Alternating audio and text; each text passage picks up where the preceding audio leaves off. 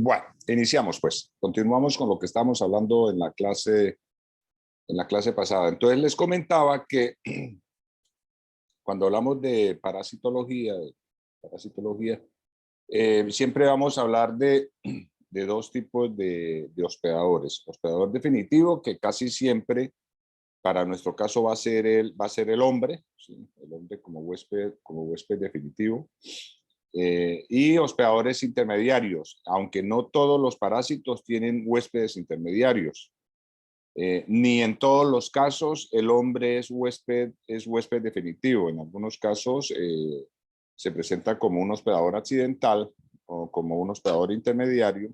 Yo les comentaba a ustedes que un caso era en el caso de malaria o paludismo, en la cual el hombre era un huésped intermediario, pero bueno, pero para la mayoría de las situaciones y de los parásitos, pues el hombre se presenta como un huésped definitivo. Y los huéspedes intermediarios, que dependiendo del parásito, como les decía, hay parásitos que no tienen huésped intermediario, solamente tienen un solo huésped, que es el huésped definitivo. Hay otros parásitos que tienen huéspedes intermediarios, dependiendo del tipo de parásito, de la especie de parásito.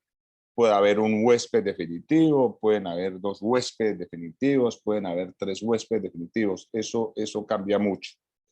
Y los huéspedes pueden cambiar dependiendo de la especie del parásito. Podemos hablar de peces, podemos hablar de aves, podemos hablar de mamíferos, ¿sí? Podemos hablar de insectos. Cuando hacemos referencia a insectos, siempre los llamamos vectores, ¿no? Cuando estamos hablando de insectos como huéspedes intermediarios, los llamamos vectores. Pueden ser mamíferos, las mascotas, lo que le llamamos hospedadores peridomésticos, ¿sí? Peridomésticos o domésticos. El perro es un huésped doméstico, pero podemos tener, dependiendo de la situación, conejos o ratones o gallinas o cualquier situación de estas que son peridomésticos, no están domesticados ni viven dentro de la casa, pero sirven como huéspedes que permiten la llegada del parásito a su huésped definitivo. Y algunos ya un poquito más alejados, como caracoles o ostras, mejillones. Bueno, todos estos son huéspedes intermediarios que le permiten llegar al huésped, le permiten al parásito poder llegar al huésped definitivo. Acá también aparece otra palabra que es el hospedador paraténico. El hospedador paraténico es aquel huésped o aquel hospedador que no es necesario para que el parásito complete su ciclo biológico, es decir, para que para que madure o se transforme fisiológicamente y pueda llegar en una forma larval al huésped definitivo. Pero puede servirle al parásito para poder llegar a su huésped definitivo. Es decir, no se requiere en el ciclo de vida como tal del parásito, pero sí le puede servir al parásito para poder llegar a su huésped definitivo. Ahora más adelante les muestro algunos ejemplos de un hospedador paraténico. En el caso de Diphyllobothrium latum. Y hay muchos otros casos de huéspedes paraténicos. Y también están los huéspedes accidentales, ¿sí? Que el hospedador accidental en el cual el parásito llega a un huésped de manera accidental, a un hospedador que no forma parte de su ciclo de vida, a un hospedador que no es necesario, no sería la palabra, llega de manera accidental y en la cual el parásito puede desarrollarse hasta cierta fase o puede morir. Generalmente el parásito llega a una forma adulta cuando está en su huésped definitivo. Cuando no está en su huésped definitivo, el parásito no se puede desarrollar, es decir, puede madurar hasta cierta fase, pero no puede continuar su desarrollo porque no es su huésped definitivo. Pero En algunos casos puede generar cierto daño. Un caso típico de esto es el caso de, por lo menos, de Toxocara canis ocatis. Toxocara canis ocatis, como su nombre lo indica, es un parásito del perro o del gato, en la cual el huésped definitivo es el perro o el gato. Si accidentalmente llega al hombre, puede generar cierto daño y un daño que puede ser considerable. Puede ser considerable con patologías que tienen interés clínico. Entonces, en algunos casos, aunque no seamos el huésped definitivo y nos volvamos huéspedes accidental de cierto tipo de parásitos, hay que tener cuidado porque se puede generar algún daño en este tema. Bueno, ¿qué se requiere para que exista y el parásito tenga éxito en todo, en su ciclo de vida? ¿Cuáles son las fases que todo organismo debe cumplir? Todo ser vivo tiene que nacer, tiene que reproducirse y muere. Esas son las 3 fases. Esas fases también las tiene que cumplir el parásito. Para esto, pues, lo primero que necesita hacer el parásito es lograr un contacto con su huésped, es decir, llegar a su huésped. La llegada al huésped puede ser de manera accidental o puede ser de manera activa. Hay parásitos que buscan a su huésped, se mueven, lo buscan y penetran en el huésped. Esto es activo. Hay otros parásitos que la manera como llegan a su huésped definitivo es accidental. ¿Ustedes alcanzaron a estar en Pamplona? No, profe. Ah, no conocieron la maravillosa ciudad de Pamplona, no han conocido el alma madre. ¿Ni el primer semestre? Profe, un Nada, solo profe. día fuimos. Sí, profe, algunos. un solo día. Un solo día. Un Solo solo la día y inducción. me Y quitaron. fue como en el Rosario, no fue arriba en el campus. En la sede del Rosario. Y de ahí para allá fue la pandemia y chao para la casa. Sí, en la Sí. mañana fuimos a En la la mañana inducción fue y la al inducción, mediodía nos profe. al quedamos mediodía fue el que la cantaron. Fue el 16 de marzo, fue el día que declararon pandemia nacional. ¿Y por qué entraron ustedes tan tarde en marzo? Ah, Profe, había un nosotros descuadre en los salimos horarios. Ah, ya, sí, ustedes son del combo del descuadre ese duro que hubo con los horarios. Sí, señor, claro, claro que sí. Bueno, entonces es que yo siempre les echo un cuento a todos los estudiantes que están en Pamplona, porque en Pamplona un programa que lo hacíamos de estudiantes o que lo hacía uno cuando vivía en Pamplona, porque yo vivía en Pamplona, es que en el supermercado, allá está el mercado, la plaza principal, que está al lado del parque, y siempre los desayunos eran muchas veces uno va y se tomaba, allá venden un salpicón, que es muy rico, un salpicón con cumis, que viera que ese salpicón con cumis tiene parásitos o formas parásitas, uno no se toma ese salpicón. Uno va confiado en que ese salpicón que usted se toma ya no tiene formas parásitas, o cuando usted se toma un vaso con agua. Si usted cree que ese vaso tiene formas parásitas, usted no se lo toma. Los parásitos utilizan esto, muchos parásitos llegan al cuerpo de manera accidental. Es decir, ellos no buscan la entrada al huésped. Eso que vemos ahí es un trofozoito de entamoeba histolítica. Sé que es un trofozoito de entamoeba histolítica, es una ameba, las amebas no tienen una forma definida, pero sé que es histolítica sin necesidad de medirla ni nada por el estilo, por 2 razones. Primera, por esta estructura que está aquí que se llama un cariosoma o centrómero. Un cariosoma central que en entamoeba se ubica en el núcleo, se ubica en todo el centro del núcleo. Y por esta estructura que está aquí, que es un glóbulo rojo. ¿Ya? Entonces, por esta sé que eso es una entamoeba histolítica. Las amebas entran al cuerpo de manera accidental a través de quistes de entamoeba que se encuentran en el agua, en los jugos, en agua que está contaminada. Entonces ingerimos estas aguas y nos contaminamos de este parásito. Entonces entran a la ameba de manera... Esto es un huevo de Enterobius vermicularis.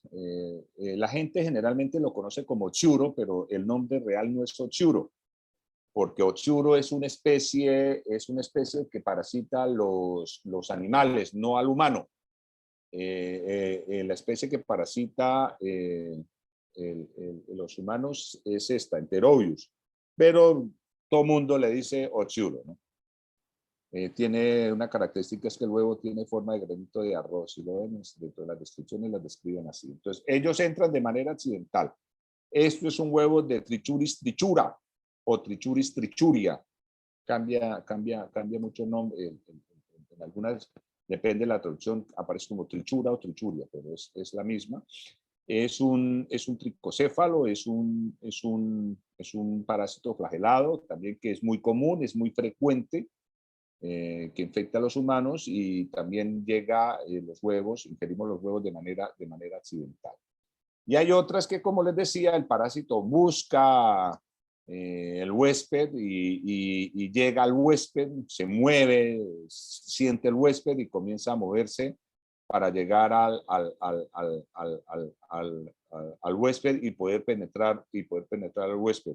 Un caso de estos es el chistosoma, ¿sí? O esto que ven ustedes acá, esto es un pececito que se llama candirú, ¿sí? Que es muy famoso en el Amazonas porque este parásito penetra por la uretra, ¿sí? El parásito se alimenta, es un parásito que tiene un ciclo de vida que puede alimentarse como un organismo normal, un organismo de vida libre, pero si las condiciones se dan, puede volverse un organismo parásito y se alimenta de sangre. Es muy raro que se presente, generalmente se presenta cuando las personas orinan en el río, ¿sí? La urea de la orina les atrae y penetran por la uretra. Es un parásito bastante pequeño, pero imagínenselo penetrando por el uréter. Y lo bueno es que cuando el parásito se mete, abre estas alitas que son espinosas, que son duras, y entonces imagínense el dolor para el huésped, ¿vale? Bueno. Y la salida del parásito, así como la entrada puede ser pasiva o activa, la salida también puede ser activa o puede ser pasiva. Activa es el mismo ejemplo de Pterobius vermicularis. Las hembras de este parásito, que como les digo, se conocen, generalmente las conocen como churros, pero es Pterobius. Las hembras que se ubican, la hembra adulta que se ubica en el intestino delgado, comienza cuando está grávida, es decir, cuando tiene su cuerpo. Yo les hablé de qué es dimorfismo sexual. Hemos hablado de dimorfismo sexual. No, señor. ¿Qué No. creen ustedes? No, yo ya como que les pregunté qué era dimorfismo sexual, ¿cierto? No, profe, no nos ha preguntado. Bueno, ¿qué crees tú que es dimorfismo sexual?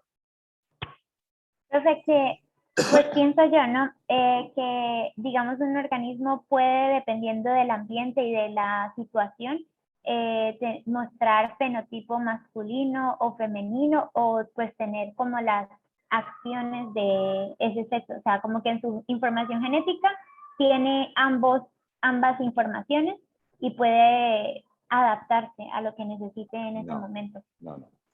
Una forma dimorfismo diferente. Las variantes entre macho y hembra que hay. Forma tiene que diferente ver, entre sexos.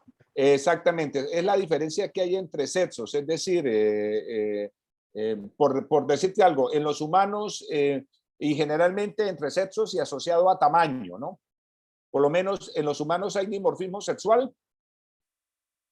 Claro, profe, los órganos sexuales. No estoy hablando de tamaño de la estructura del cuerpo, no de órganos. Ok, profe, pues sí suele ser más alto el varón. El macho en los mamíferos, no hablemos de hombre como tal, sino de especie, ¿no? De familia, de esto, ¿cómo es? Ya se me olvidó, de clase.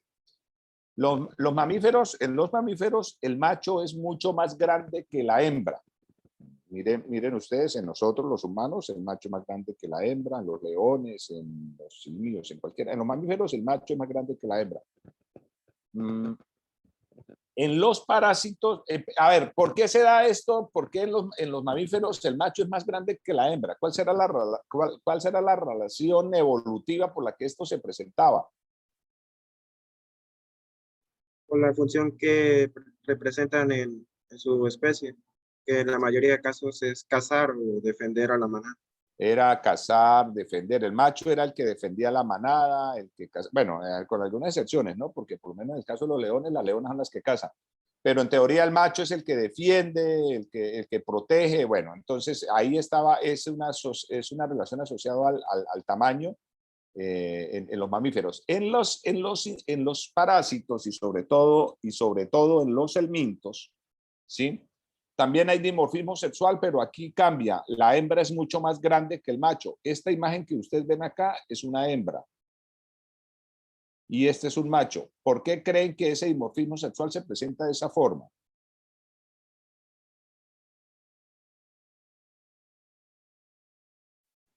Porque la hembra tiene que almacenar huevos, de pronto. Porque la hembra tiene que almacenar huevos. Entonces, entre más grande sea la hembra, mayor cantidad de huevos almacena.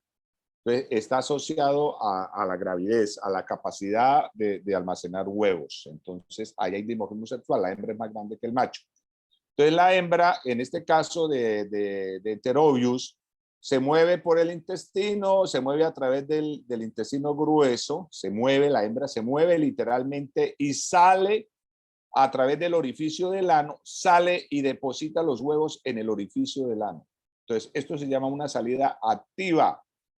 El parásito busca activamente, busca por su propia voluntad, por así decirlo, salir y eliminar los huevos. Y una salida pasiva, ¿sí?, es la que podemos presentar con Enterobius. La hembra deposita los huevos en el intestino grueso, ¿sí? La hembra grávida deposita los huevos, que generalmente, miren la cantidad, más o menos son 200.000 huevos diarios, ¿sí?, que deposita los huevos y los huevos permanecen ahí en el intestino grueso hasta que el hombre defeca, ¿sí? Después de que defeca, los huevos salen al medio exterior accidentalmente, pero si no es porque el hombre defeque, los huevos quedan ahí y no salen a contaminar otros organismos. Entonces, la salida en algunas especies es pasiva, en otras es activa. Una característica y una notación de este parásito. La infección por Ascaris lumbricoides es muy frecuente, casi es un parásito muy cosmopolita, en casi todos los países lo encontramos. Y una de las razones es que esta estructura que tiene el huevo, ¿sí?, le permite al parásito vivir lo hace muy resistente y le permite vivir durante muchos años en el medio exterior. Hay estudios que han demostrado que estos huevos permanecen viables fuera del huésped humano en condiciones no muy secas, semihúmedas, pueden durar hasta 10 años viables y si el hombre ingiere los huevos se pueden volver viables, es decir, una larva viable y pueden infectar al huevo. Esto lo hace muy resistente. 10 años en el medio exterior y no degenerarse lo hace bastante resistente. Esta imagen que les traigo aquí es un parásito, yo ya se lo había comentado, Wichereria, a ver, que no me enrede con tantos nombres. Wichereria bancrofti es una filaria, Dracunculus medinensis. Es un nematodo en la cual la hembra grávida busca salir del huésped, ¿sí?, y genera lesiones en la piel para poder sacar la parte posterior y poder eliminar cuando el paciente entra en contacto con el agua, porque el parásito tiene un huésped intermediario que es un copépodo o pulga de agua. El parásito sale al medio exterior y sale por este orificio que generan en la piel y elimina estas larvitas al agua. Esto es una salida activa. Entonces, los parásitos utilizan diferentes mecanismos para poder completar su ciclo. Entonces, todos los parásitos pues tienen que, para que estas infecciones parasitarias tengan éxito, se tienen que dar 4 procesos o tienen que dentro de su ciclo de vida, dentro de su ciclo ecológico, se tienen que, primero, pues, que exista la presencia del parásito, que exista la presencia del huésped definitivo pero que además dentro de su ciclo de vida pues se presenten los vectores o los reservorios que sean necesarios para el parásito poder llegar al huésped definitivo. Esta imagen ya se las había mostrado de un niño, es una lesión de leishmaniasis cutánea. Esto es el parásito, esto es trypanosoma. El vector, esto que está aquí es una luxomía y esto que está aquí es un perro. Entonces son condiciones que se requieren para que el parásito y esa infección parasitaria tenga éxito. Esta es una imagen digital de un Anopheles. Y esta es una imagen electrónica de un Anopheles. Bueno, entonces, como les decía, dentro de esto, también en parasitología es muy importante y se referencia mucho el tema de reservorios. Los reservorios son aquellos huéspedes que no forman parte del ciclo de vida del parásito. O sea, no son indispensables, no son necesarios para que el parásito madure, ¿sí? Para que el parásito complete todo su ciclo de vida, pero sí son importantes para el parásito, para que el parásito pueda llegar al huésped humano, ¿ya? Entonces, a esos organismos les llamamos reservorios. Aquí vemos muchas especies, la perezosa o el oso perezoso. Profe. ¿Sí? ¿No sería lo mismo que un hospedador paraténico? Son hospedadores paraténicos o, ojo, que hay que establecer una diferencia. Pueden ser hospedadores paraténicos, pero pueden también ser huéspedes definitivos. ¿Qué es lo que pasa? Que en el caso de Leishmania, la Leishmania hay parásitos que tienen, y eso lo vamos a ver ahora más adelante, hay parásitos que tienen un solo huésped definitivo, pero hay parásitos que pueden tener varios huéspedes definitivos, ¿sí? Esta imagen la traigo y la relaciono con leishmaniasis. La leishmaniasis es una enfermedad que afecta considerablemente a los humanos y que una de las principales complicaciones que tiene el parásito, que tiene esta enfermedad, es que el parásito tiene demasiados huéspedes definitivos, tiene muchos huéspedes a la cual les puede producir y hacer efecto. La leishmaniasis, leishmania puede producir daños epiteliales y daño en órganos internos de todos estos reservorios. A ver, ¿quién estudia la...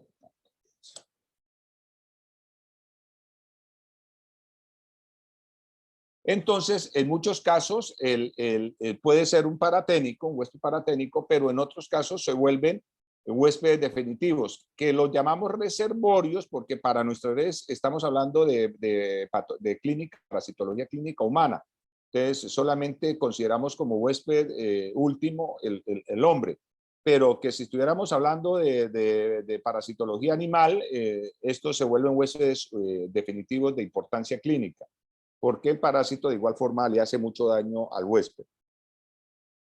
¿Entendido? Entonces, pero para nuestro caso, pues los llamamos huéspedes que le permiten al parásito poder llegar al huésped humano. Eso se les llaman reservorios.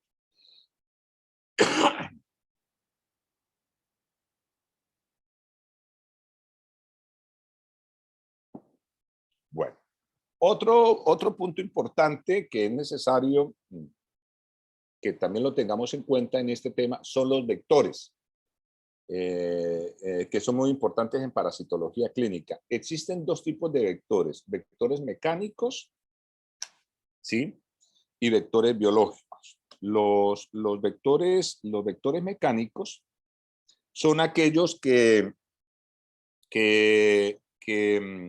la cual el parásito no tiene ningún tipo de cambio fisiológico. El parásito no... El parásito utiliza este vector solamente como un mecanismo de transporte, es decir, de poder ir de un lugar a otro y llegar al huésped definitivo. En el parásito no representa ningún tipo no desarrolla ningún tipo de reproducción asexual, ni sexual, ni nada por el estilo. Solamente utiliza este huésped para poder transportarse y llegar a su huésped definitivo. Son muy frecuentes en este tipo de parásitos mecánicos.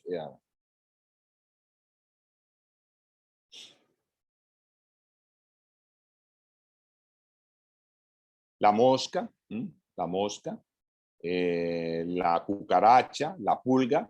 Ellos, por eso es que son de cuidado estos insectos. Ellos, digamos, se paran encima de excremento, ¿sí? Y ellos, este excremento queda adherido al abdomen o a las patas de estos insectos, y ellos comienzan a moverse de un lugar a otro, luego se depositan sobre pan, galletas o alimentos, frutas, y arrastran parte de esa materia fecal que contiene formas parásitas, y entonces a través de ese arrastre desplazan las formas parásitas de un lugar a otro. Por eso se le conoce como hospedadores mecánicos. Sin embargo, la pulga también en algunas situaciones, en algunos cestos, puede convertirse en un huésped biológico, ya que el parásito desarrolla cierta fase sexual dentro de la pulga, y cuando el hombre accidentalmente ingiere la pulga, puede adquirir esa forma parásita. Pero en este caso, pues lo llamamos mecánicos por eso, porque transportan, o sea, los parásitos utilizan estos insectos como vehículo de transporte para llegar de un huésped a otro. Y están los biológicos, que es donde realmente el parásito sufre transformaciones fisiológicas, se reproduce de manera sexual o sexual, y a través del mosquito, del insecto, puede llegar al huésped definitivo. Esto que vemos acá es una luxomía o flebotomo, es el mosquito transmisor de Leishmania. ¿Esto qué es?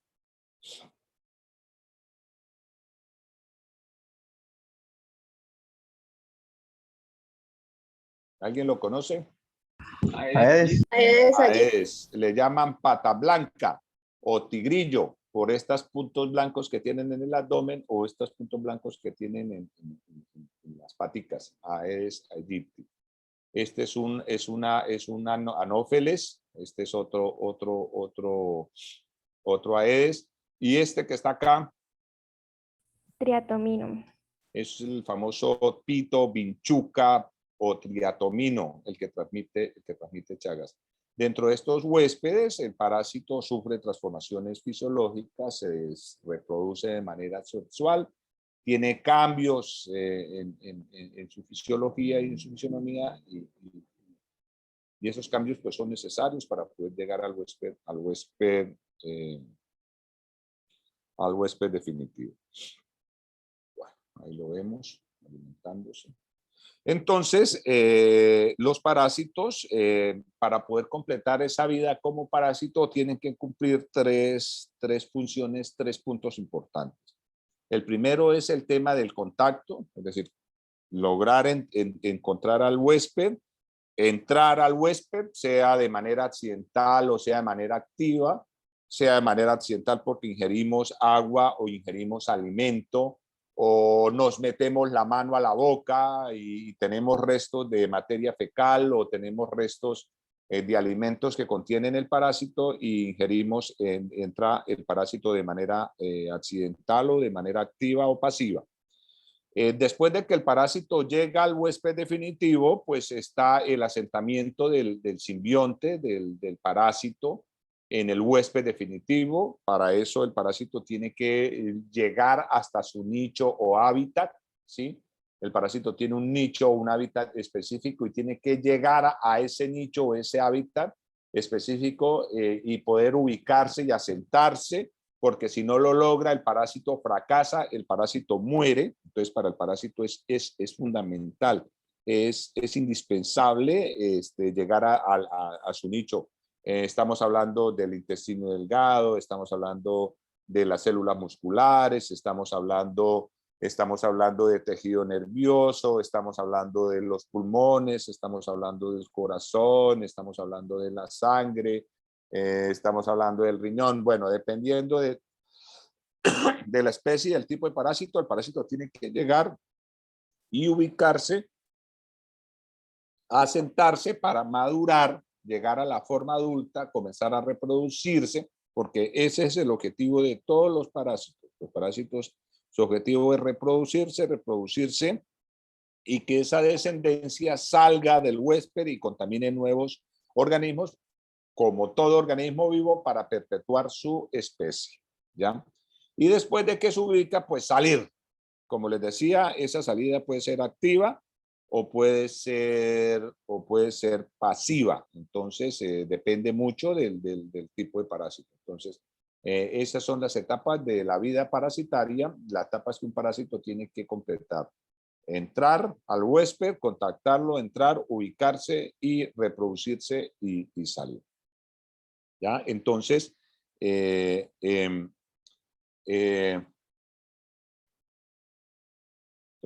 esto es como un pequeño resumen que hago de esto. Es un huevo de Trichuris trichuria. La vía de entrada es oral. Entra a través del consumo de agua o alimentos, ¿sí? Isospora belli también es uno, o quiste isospora, que la vía de entrada es a través del agua o del agua o de los alimentos, a través de la boca. Ya les había hablado de este parásito, Enterobius vermicularis. La vía de entrada, aquí hay dos consideraciones. Generalmente entra por el consumo de agua contaminada, pero hay algo que se le llama autoinfección. El parásito generalmente no sale del huésped, o sí sale, alcanza a salir, pero el huésped sin necesidad de estar en el medio exterior, sino que el parásito, yo les comentaba que la hembra salía por el orificio del ano y depositaba los huevos en el orificio del ano. Al depositar estos huevos, deposita una sustancia gelosa, pegajosa, que produce mucha picazón. Y generalmente en la noche los niños o la persona que está infectada se rasca y se llevan restos de los huevitos, en los quedan debajo de las uñas, en los dedos. Y al otro día, si no tienen las precauciones de lavado y aseo, se meten los dedos a la boca e ingieren nuevamente los huevos sin necesidad de que se realice un ciclo externo. El piojo como un ectoparásito, es un ectoparásito porque utiliza al hombre para alimentarse, la sangre del hombre. El candirú que les comentaba también como un ectoparásito.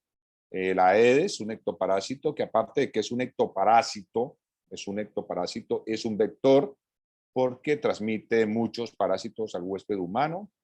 Estos son Trypanosoma cruzi, son trofozoitos de Chagas, que transmiten Chagas a través de la picadura de los mosquitos anófeles. Este ya se los había comentado, este se llama Strongyloides estercolaris. ¿Se acuerdan de la hembra partenogénica que entra a través de la piel? Ella busca al huésped, busca el parásito y penetra a través de la piel. Esta se llama Naeglaria fowleri, es una ameba de vida libre, pero hay como la vende, ameba de vida libre, y puede matar al huésped en 3 días, 4 días lo deja listo. Meningoencefalitis amibiana primaria produce este parásito. Poco estudiado, no se conoce mucho del tema. Entra a través de las, a ver, lo retrocedo un poquito.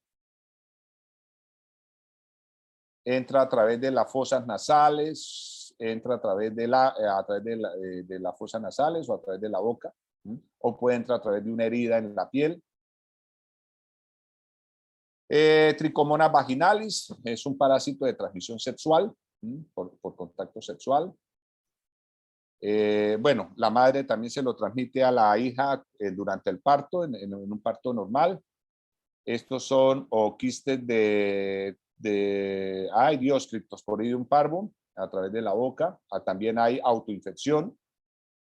Las almejas como huéspedes intermediarios que nos permiten la entrada de varias especies de parásitos. Esto es un copépodo o pulga de agua como un huésped intermediario también de varios parásitos.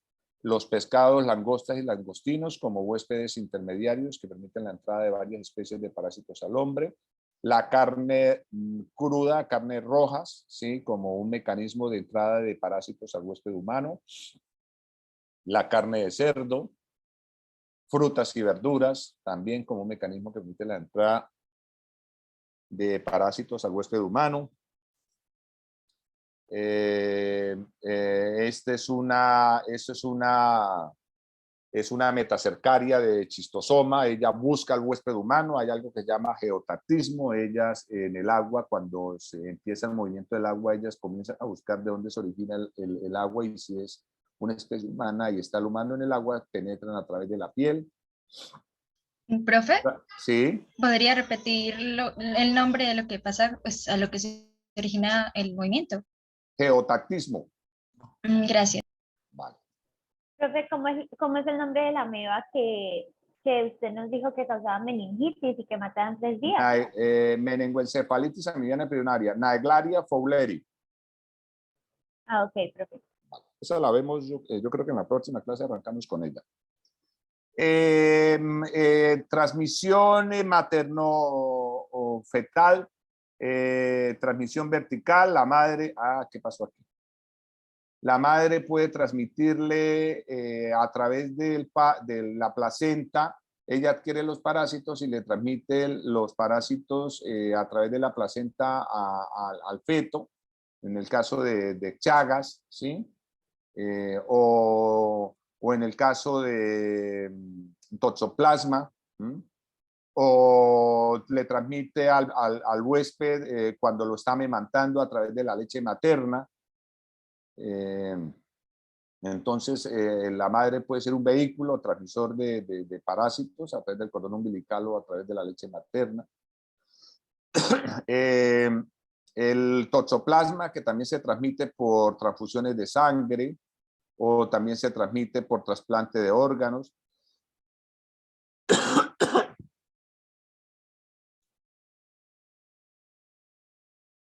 O en el caso ¿cómo es que se llama esta? Trichomonas vaginalis, que se transmite por contacto sexual,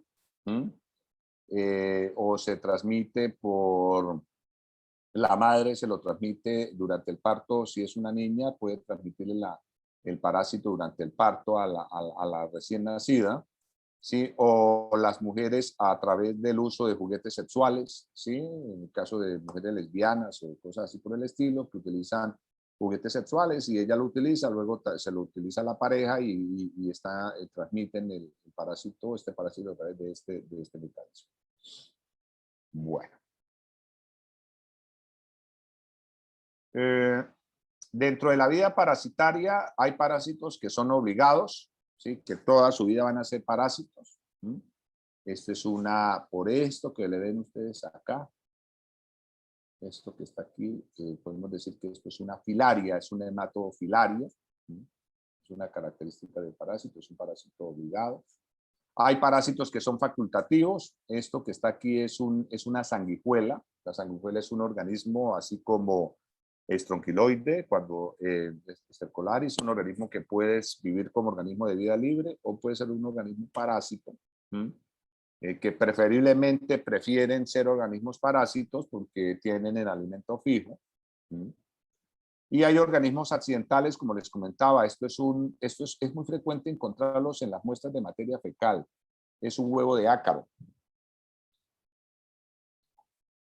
Se le llama pseudoparásitos. Aunque el ejemplo más típico aquí es Toxocara, ¿no? Es un parásito accidental.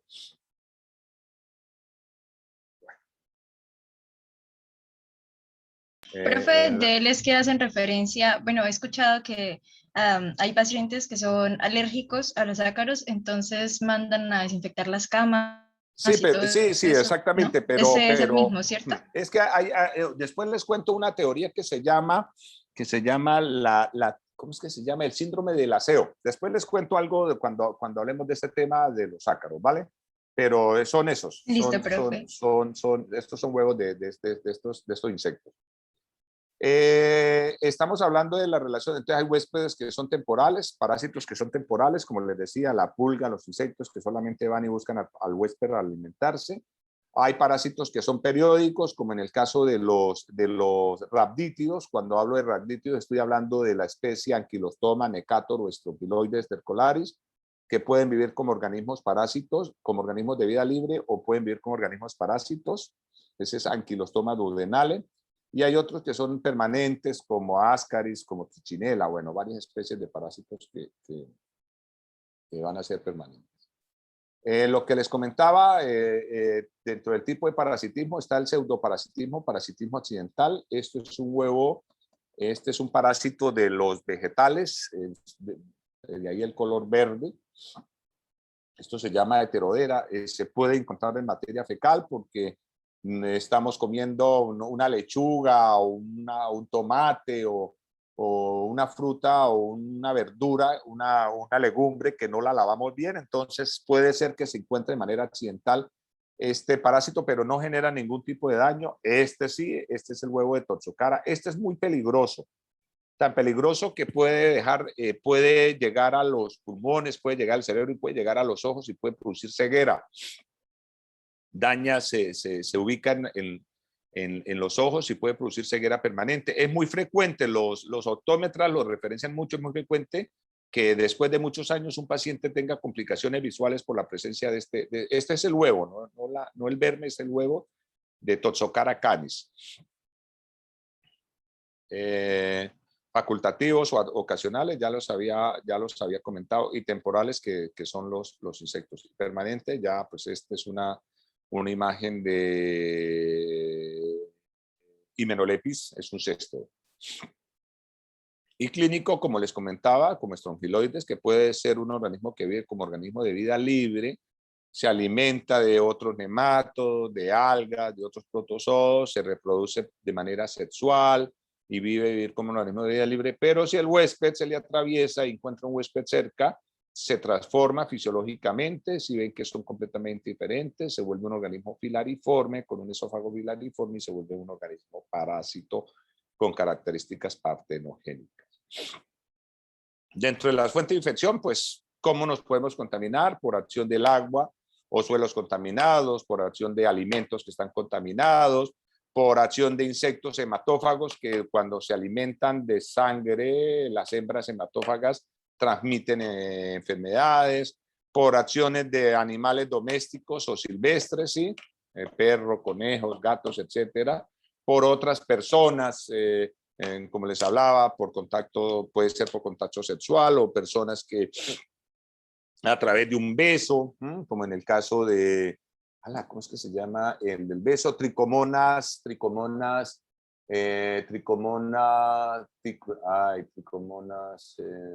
esperen a ver si me acuerdo el nombre. Tricomonas vaginales, tricomonas hominis, se transmite a través de los besitos, a través de la saliva, o autoinfecciones, parásitos que no necesitan salir del huésped, sino en pacientes inmunosuprimidos comienzan y se van reproduciendo y que sin necesidad de que haya reinfecciones. Los mecanismos de infección, pues ya les había hablado, a través de vectores, a través de transfusiones de sangre, trasplante de órganos, trasplacentarios, ya les comentaba el caso de toxoplasma o chagas, por consumo de carne o por contaminación fecal, que nos llevamos restos de materia fecal en las manos, o por contaminación ambiental, estamos tomando agua que está contaminada.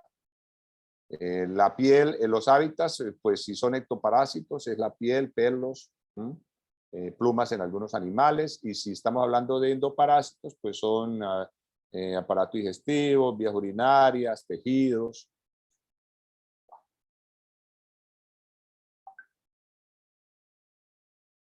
Esto que vemos acá en los endoparásitos, ellos utilizan estructuras que les permita adherirse a las paredes de los tejidos, porque si no tienen cómo adherirse a las paredes de los tejidos, no se van a poder alimentar.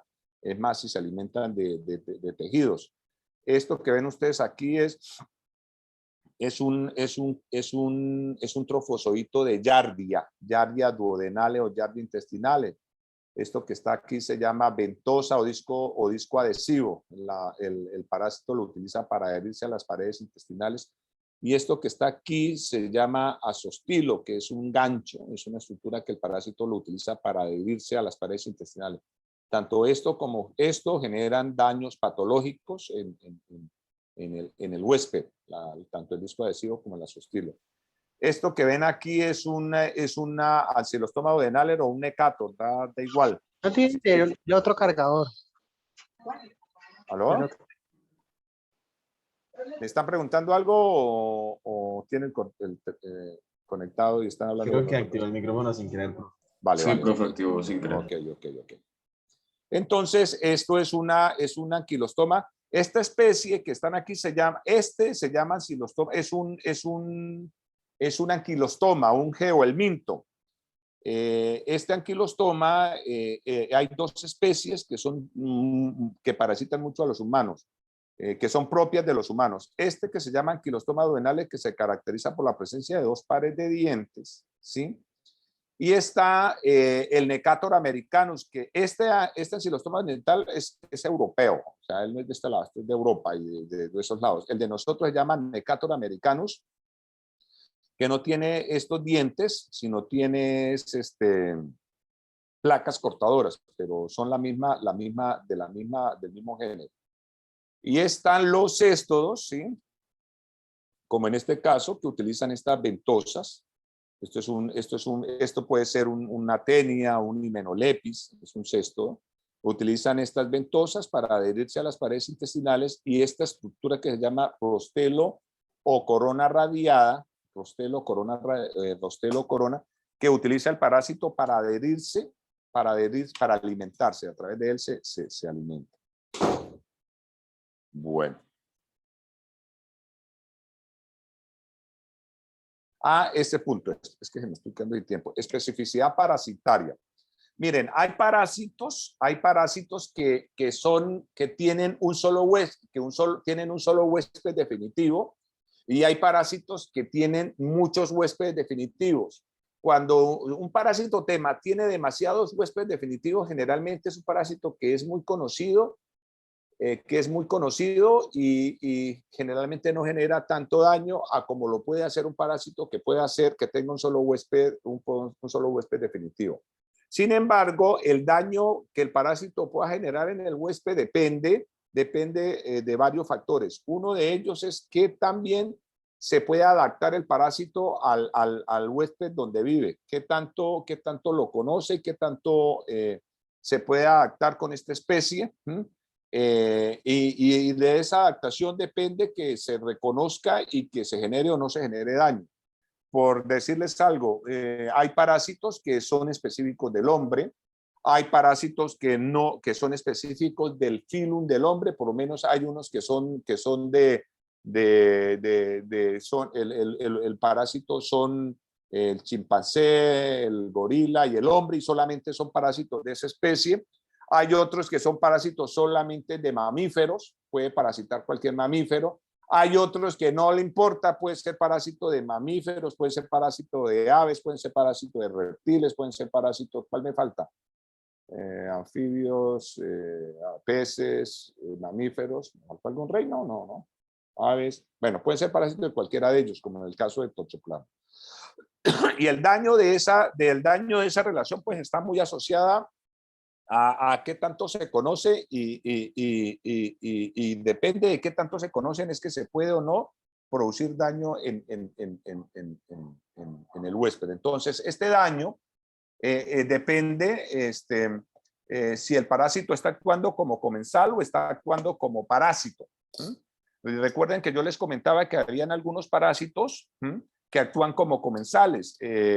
Generalmente en pacientes inmunocompetentes, el parásito actúa como un organismo comensal, no le genera mayores problemas. Yo les comentaba el caso de Entamoeba histolítica, de Entamoeba coli. Es un parásito, es una ameba que vive, es muy frecuente encontrarla y no genera mayores problemas, a no ser que las condiciones del huésped, las condiciones inmunológicas del huésped cambien y deje de ser un organismo inmunocompetente y pase a ser un organismo inmunocomprometido. Entonces, cuando ya se vuelve un organismo inmunocomprometido, las condiciones cambian y el parásito aprovecha esa oportunidad y se vuelve un parásito oportunista. Deja de ser un organismo comensal y se vuelve un parásito oportunista, generando daños en el huésped humano. Estos daños dependen de ciertas consideraciones. Uno, de las concentraciones o de la carga parasitaria. No es lo mismo que usted se tome un vasito con agua que contenga un huevo de Ascaris, a que usted se tome un vasito con agua que contenga 10 huevos de Ascaris, o que usted todos los días cuando sale de su casa pasa por la esquina y encuentra una señora, un señor que vende limonadita, que hace la limonada con agua no tratable, no purificada, y todos los días esté consumiendo agua con huevitos de Ascaris o de Trichuris. Entonces, a medida que aumenta la carga parasitaria, le va a quedar más difícil al sistema inmune, así sea un organismo inmunocompetente, darle respuesta a esa carga parasitaria. ¿Ya? Entonces, la carga parasitaria es fundamental en la determinación del daño que pueda generar ese parásito en el huésped humano. Segundo, los síntomas clínicos dependen de ese número de parásitos, de esa carga parasitaria, ¿sí? Y de cómo está el estado fisiológico del huésped. Estamos hablando de un organismo inmunocompetente, de un huésped inmunocompetente. Estamos hablando de un huésped inmunocomprometido. Estamos hablando de un huésped inmunosuprimido. Entonces, depende de qué tipo de huésped estamos hablando. Y del estado fisiológico del huésped. No es lo mismo que estemos hablando de un paciente que esté desnutrido, ¿sí? O de un paciente que aparte de que esté desnutrido, tenga otras enfermedades o otras infecciones. Entonces, todo eso influye para la respuesta que el huésped genere en este tipo de pacientes. La raza, miren, hay estudios que ubican, que hablan de cómo el dengue tiene afectaciones, digamos, en ciertas edades. El dengue afecta más a niñas que a niños en edad entre los 8 a los 12 años. Las niñas sufren más, les da más duro el dengue entre la edad de 8 a 12 años. La raza, hay parásitos que afectan más a personas de color que a personas de raza blanca que de raza negra, o lo contrario, afecta más a personas de raza negra como personas de raza blanca. Entonces, hay varias situaciones que hacen que la respuesta y el daño clínico que se genere por la presencia de parásitos no sea la misma, cambie. Hasta el estrés influye en el tipo de respuesta del sistema inmune a la presencia de estos parásitos. Y estos daños, ¿sí? Estos daños generalmente se deben porque hay una competencia entre el huésped y el huésped y el simbionte por nutrientes. Ellos están compitiendo por nutrientes. Los parásitos están alimentándose y están consumiendo los nutrientes que son necesarios para el huésped. Porque hay interferencia mecánica. Esto que ven ustedes ahí, ¿qué creen que es? Una ascaris, algo así, profe. Eso se llama obstrucción intestinal por Ascaris lumbricoides. Todo esto son gusanos de Ascaris lumbricoides y producen. Un momento, por favor. Madre, ya la llamo que estoy en casa. Es que ya mi mami pegándome como 5 llamadas. No le contesto, me sigue llamando, perdón. Interferencia mecánica. Parásitos que producen efectos tóxicos que transforman tejidos y hiperplasia de tejidos. Los parásitos comienzan y se meten dentro de las células y van agrandando las células y las van dañando hasta que las células no pueden cumplir las funciones para lo que están hechas. Efectos tóxicos. Esto que ven aquí, ¿qué creen que es? Larva. Es una larva, se llama larva migrans. Es producida por parásitos del perro. Se llama Ancylostoma duodenale o Ancylostoma caninum. Larva migrans. Ya el parásito comienza a moverse por debajo de la piel. El parásito se desespera de decirlo porque llega un huésped que no es. Él se da cuenta que llega un huésped que no es el suyo y comienza a moverse, comienza a desplazarse y producen este tipo de reacciones en el huésped. Bueno, y para terminar, hacerle solamente una remembranza de inmunología, porque ustedes ven inmunología, yo solamente les hago un pequeño recorderis del tema. Decirles que el huésped definitivo y el parásito, desde que entran en contacto, se generan una serie de respuestas, una serie de respuestas que buscan primero al huésped controlar la presencia del parásito, ¿sí? Evitar que el parásito se reproduzca, y si no puede evitar que el parásito se reproduzca, pues controlar el número de parásitos en el cuerpo. Recuerden ustedes que el daño del parásito, la clínica depende de la carga y del número de parásitos. Y por otra parte, el parásito genera una serie de respuestas que buscan evadir la respuesta generada por el sistema inmunológico, y buscan evadir esa respuesta que les permita llegar a su nicho, a su hábitat y poder reproducirse. Entonces él tiene que evadir ese tipo de respuesta. Esta respuesta tiene éxito o no tiene éxito, dependiendo del tipo de parásito. En parásitos más evolucionados, por decir lo mismo, no es lo mismo una respuesta a la presencia de un virus o de una bacteria a la respuesta a un helminto, a un ancilostoma o a un trichuris o a cualquiera de ellos, porque la respuesta son parásitos mucho más complejos.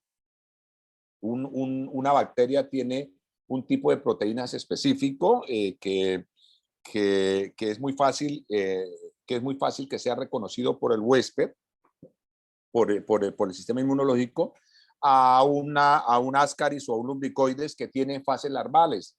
Por un tema, Enterobius vermicularis tiene fases larvales, o sea, nosotros podemos encontrar 5 formas larvales en un huésped: L1, L2, L3, L4, L5. En ascaris presentan hasta 7 fases larvales, L5, L6 y L7. Entonces, cada una de esas fases larvales generan respuestas diferentes, generan una respuesta inmunológica diferente. Entonces, dependiendo del tipo de parásito y del ciclo de vida que presenta ese parásito, pues las respuestas van a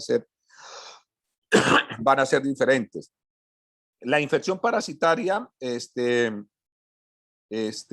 presenta porque el organismo no reconoció este huésped, porque el organismo no fue capaz de dar una respuesta y de controlar a esta gente, y porque el parásito pudo evadir esa respuesta y se pudo ubicar y comenzó a reproducirse, ¿ya? Entonces, esta es una serie de respuestas que se tienen que dar. Entonces, la presencia de los parásitos en el cuerpo humano puede hacer que el organismo genere una respuesta inmune fuerte que controle la presencia de estos parásitos. Casi siempre se presenta, y cuando estamos hablando de pacientes inmunocompetentes, se genera una respuesta adecuada que controla la presencia de los parásitos, o puede ser que se genere una respuesta descontrolada, una respuesta exagerada, que genere algo que se llama inmunopatogenia. ¿Qué es la inmunopatogenia? ¿Han escuchado hablar de ese término?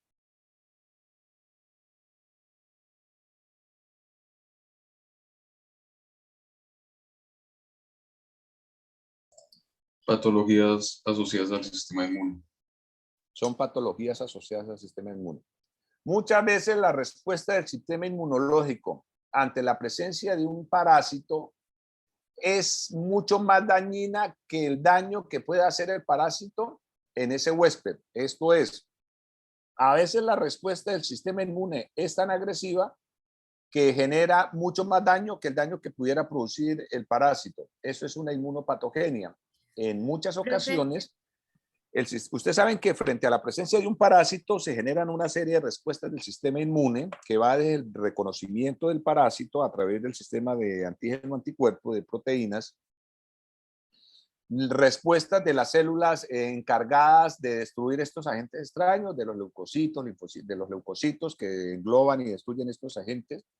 Pero muchas veces el daño se sigue generando una respuesta por el sistema inmune que a veces comienza a dar órdenes al sistema fibroso y sistema conectivo de que comience a encapsular esta forma patógena, y lo que hace es que se forman estos quistes que comienzan a aumentar de tamaño, a calcificarse y a generar mucho más daño del mismo daño que genere la presencia de este agente, del daño que generara el parásito en el huésped. Entonces, a eso se le conoce como, inmunopatogenia. ¿Ya?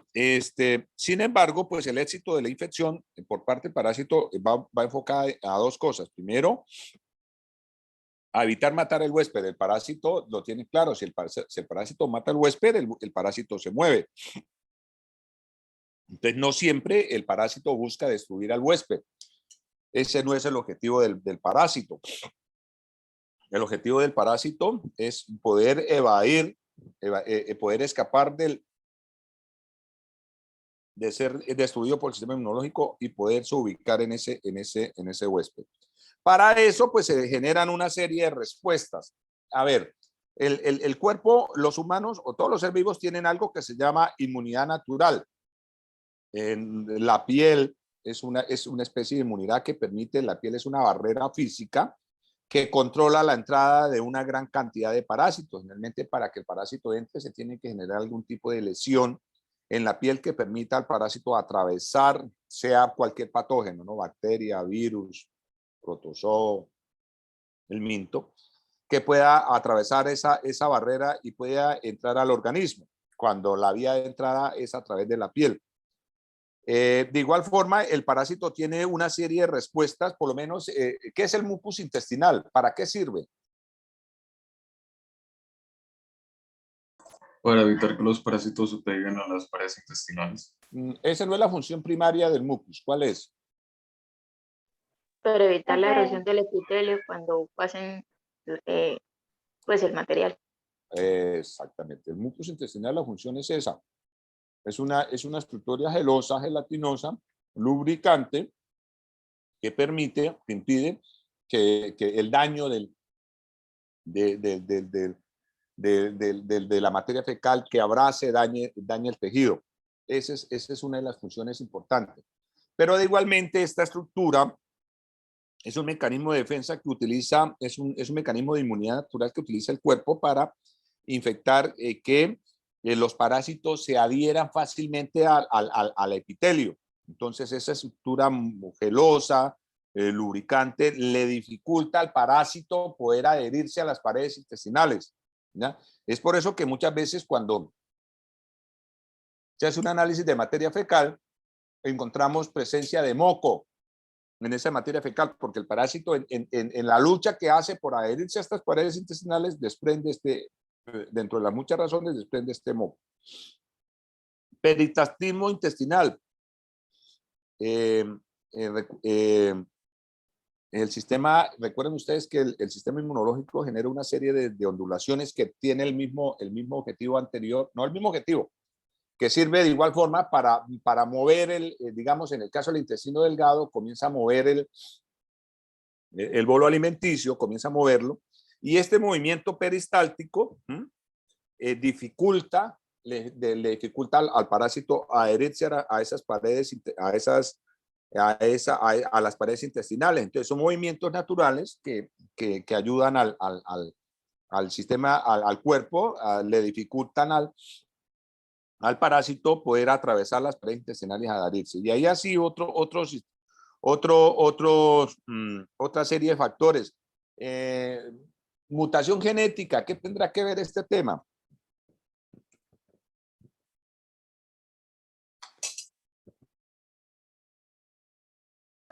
Pues que ciertas modificaciones pueden reducir la competencia inmunológica del paciente. Un ejemplo. En África hay una tribu que no les da malaria. No les da malaria porque para que el Plasmodium atraviese las paredes, la membrana del glóbulo rojo, tiene que haber un reconocimiento entre los antígenos del parásito y la proteína de esta célula para que le permita al parásito atravesarlo. Por alguna razón genética, estas proteínas no se formaron en esta gente, en esta familia, y el parásito no puede identificar cuál de esas células es un glóbulo rojo. Él tiene que identificar cuál es un glóbulo rojo para poderlo atravesar y vivir ahí, porque eso es un nicho. Al no tener esta proteína, esta mutación hizo que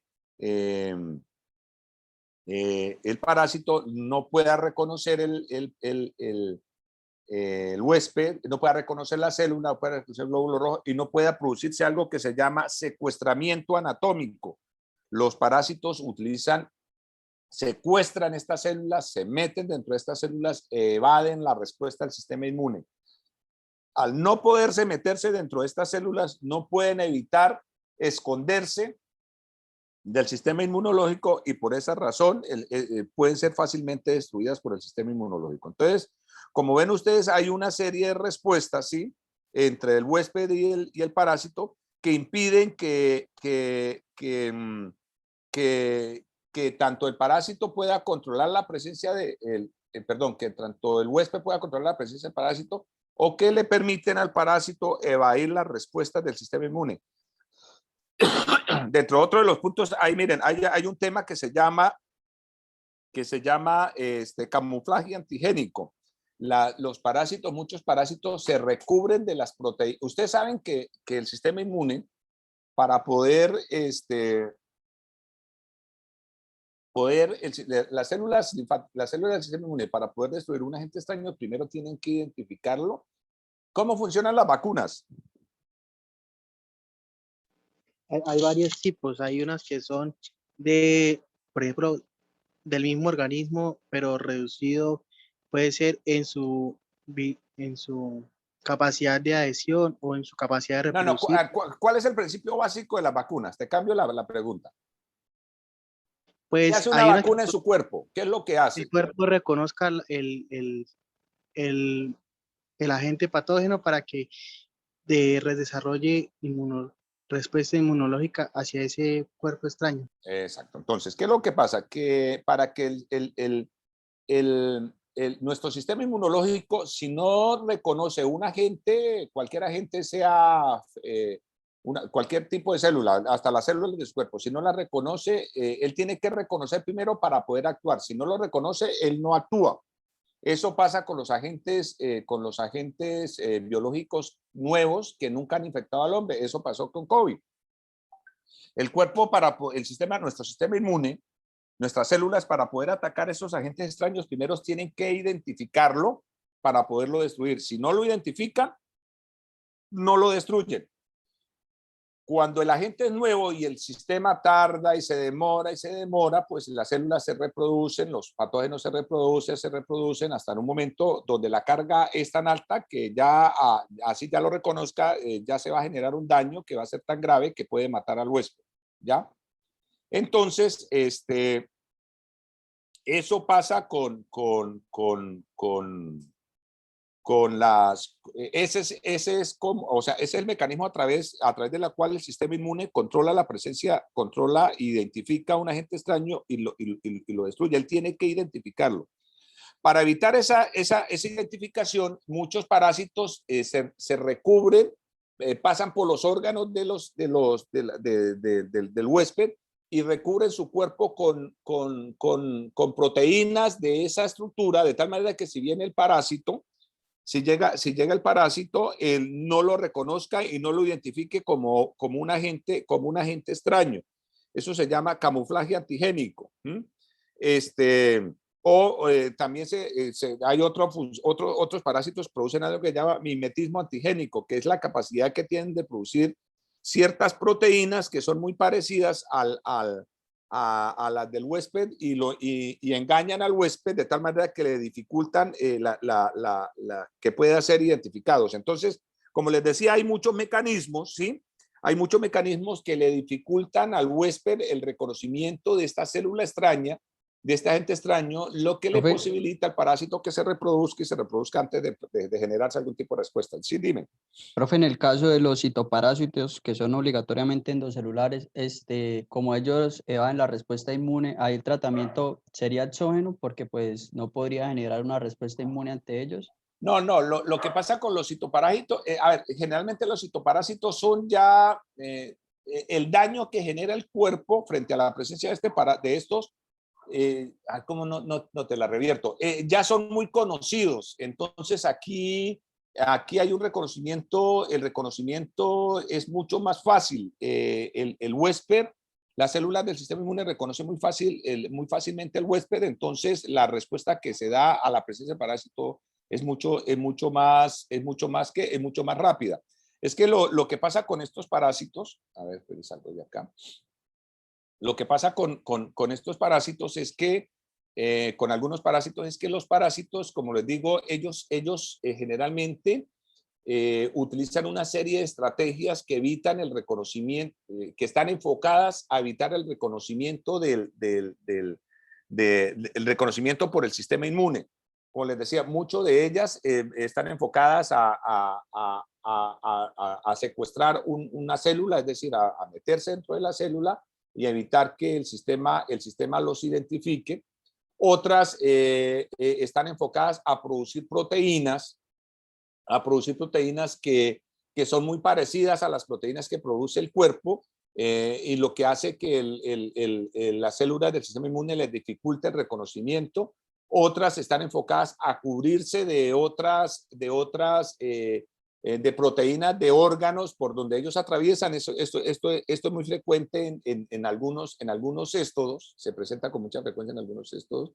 Y otros producen algo que se llama liberación de proteínas. Ellos desprenden proteínas, ¿sí? Señuelos, se les llama señuelos, que hacen que el parásito, que las células del sistema inmune no sigan al parásito, sino que se distraigan y comiencen a seguir este tipo de señuelos. Entonces, se genera una serie de respuestas, ¿sí? Que buscan evadir la presencia, que buscan distraer al sistema inmunológico frente a la presencia de ese parásito. Entonces, eso depende mucho del parásito y depende mucho de la especie. ¿Listo? Bueno,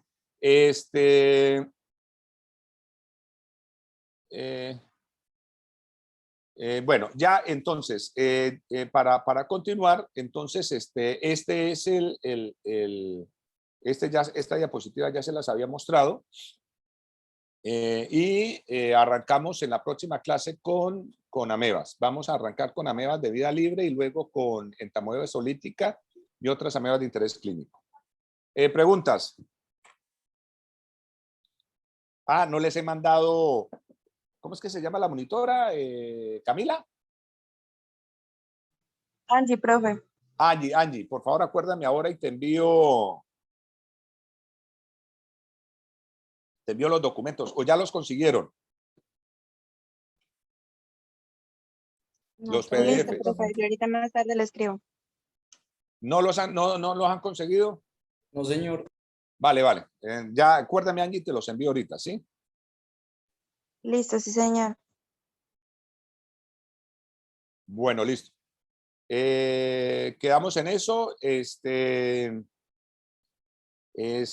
Nos hablamos el próximo martes, ¿listo? ¿Cuándo Señora, están programados los hasta luego, parciales? profe. Aproximadamente el 20 de septiembre, ¿no? En 2 semanas, profe. Bueno, listo. Tenemos más que tiempo suficiente. Listo, chicos. Entonces nos vemos en la próxima clase, ¿vale? Hasta luego. Bueno, hasta Vale, luego. profe, hasta luego. Chao, hasta Feliz luego. tarde. Hasta luego, profe. Hasta luego, profe.